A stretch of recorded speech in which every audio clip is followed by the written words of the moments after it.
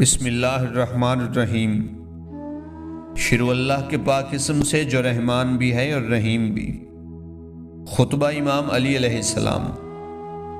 میں تمہیں دنیا سے خبردار کرتا ہوں، یہ ایسے شخص کی منزل ہے جس کے لیے قرار نہیں، اور ایسا گھر ہے جس میں آب و دانہ نہیں ڈھونڈا جا سکتا۔ یہ اپنے باطل سے آراستہ ہے اور اپنی آرائشوں سے دھوکہ دیتی ہے۔ یہ ایسا گھر ہے جو اپنے رب کی نظر میں ذلیل و خوار ہے، اس کے حلال کے ساتھ حرام اور بھلائیوں کے ساتھ برائیاں ہیں، اور زندگی کے ساتھ موت اور شرینیوں کے ساتھ تلخیاں ملی ہوئی ہیں، اور اپنے دوستوں کے لیے اسے بے غل و غش نہیں رکھا اور نہ دشمنوں کو دینے میں بخل کیا۔ اس کی بھلائیاں بہت ہی کم ہیں اور برائیاں جہاں چاہو وہاں موجود ہیں۔ اس کی جمع پونجی ختم ہو جانے والی، اس کا ملک چھن جانے والا، اور اس کی آبادیاں ویران ہو جانے والی ہیں۔ بھلا اس گھر میں خیر و خوبی کیا ہو سکتی ہے جو مسمار عمارت کی طرح گر جائے، اور اس عمر میں جو زاد راہ کی طرح ختم ہو جائے، اور اس مدت میں جو چلنے پھرنے کی طرح تمام ہو جائے۔ جن چیزوں کی تمہیں طلب و تلاش رہتی ہے ان میں اللہ تعالیٰ کے فرائض کو بھی داخل کر لو، اور جو اللہ نے تم سے چاہا ہے اسے پورا کرنے کی توفیق بھی اللہ سے مانگو۔ موت آنے سے پہلے موت کی پکار اپنے کانوں کو سنا دو۔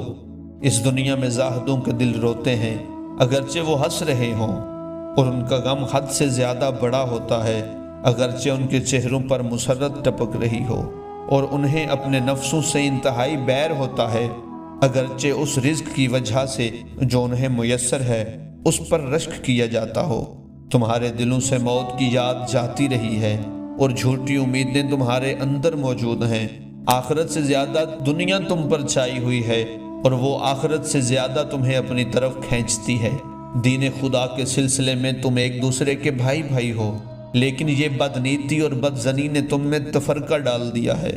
تم ایک دوسرے کا بوجھ بڑھاتے ہو، نہ باہم پند و نصیحت کرتے ہو، ایک دوسرے پر خرچ کرتے ہو، اور نہ تمہیں ایک دوسرے کی چاہت ہے۔ تھوڑی سی دنیا پا کر خوش ہونے لگتے ہو، اور ذرا سی دنیا کا تمہارے ہاتھوں سے نکلنا تمہیں بے چین کر دیتا ہے، یہاں تک کہ بے چینی تمہارے چہروں پر ظاہر ہونے لگتی ہے، اور کھوئی ہوئی چیز پر تمہاری بے صبریوں سے آشکار ہو جاتی ہے کہ گویا یہ دنیا تمہارا مستقل مقام ہے، اور دنیا کا ساز و سامان ہمیشہ رہنے والا ہے۔ تم میں سے کسی کو بھی اپنے کسی بھائی کا ایک ایسا عیب اچھالنے سے کہ جس کے ظاہر ہونے سے وہ ڈرتا ہے، صرف یہ امر مانے ہوتا ہے کہ وہ بھی تمہارا ویسا ہی عیب کھول کر تمہارے سامنے رکھ دے گا۔ تم نے آخرت کو ٹھکرانے اور دنیا کو چاہنے پر سمجھوتا کر رکھا ہے۔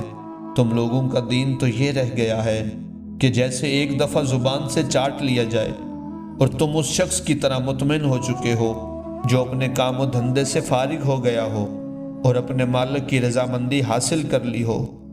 خداوند عالم سے دعا ہے کہ وہ ہمیں نیک اعمال کی توفیق عطا فرمائے۔